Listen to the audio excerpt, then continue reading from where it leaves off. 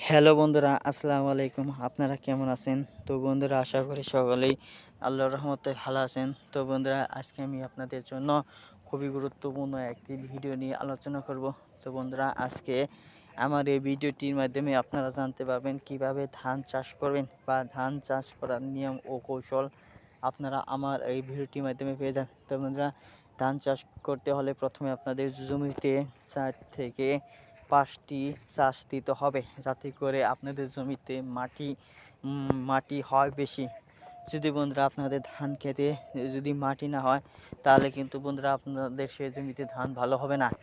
তো বন্ধুরা, আপনাদের জমিতে যত মাটি হবে তত ধান ভালো হবে, এটা বন্ধুরা প্রধান ফর্মুলা। তারপর বন্ধুরা, আপনাদের জমিতে যদি ভালোভাবে আগাছা ও ঘাসগুলো পরিষ্কার করে নেবেন। যদি বন্ধুরা জমিতে বাড়তি ঘাস থাকে, তা কিন্তু ধান বেড়ে উঠতে বন্ধুরা বেড়ে উঠতে কিন্তু বন্ধুরা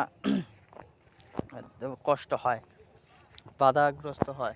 তো বন্ধুরা, সেজন্য আপনাদেরকে বলবো বাধাগ্রস্ত যাতে না হয়, পরিষ্কার করে নিন। তারপর বন্ধুরা, আপনারা কি করবেন, আপনাদের জমিতে পর্যাপ্ত পরিমাণ পানি দিবেন। তো বন্ধুরা, শুরুর দিকে ধানের যে গাছি রয়েছে, সেই গাছিগুলো বুনতে হলে বন্ধুরা আপনাদের কি করতে হবে, পানি কম দিতে হবে। তারপর বন্ধুরা, পানি আস্তে আস্তে বেশি দিতে হবে। তারপর বন্ধুরা, আপনাদেরকে ইউরিয়া সার দিতে হবে, পটাশিয়াম সার দিতে হবে, আরও বিভিন্ন ধরনের সার দিতে হবে জমিতে।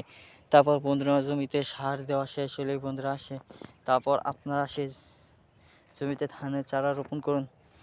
তো ভাইরা, কয়েকদিন পর আপনাদের কি জমিতে 15-16 দিন পর আপনাদের জমিতে ঘাস হবে।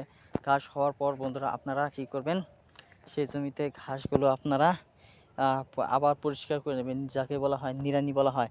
তারপর আবার সার দিবেন, ইউরিয়া সার দিয়ে দেবেন, পটাশিয়াম সার দিবেন। ইনশাল্লাহ আপনাদের জমির ধান যদি ভালো না হয়, তাহলে আমাদেরকে বলবেন। ধন্যবাদ আপনাদেরকে।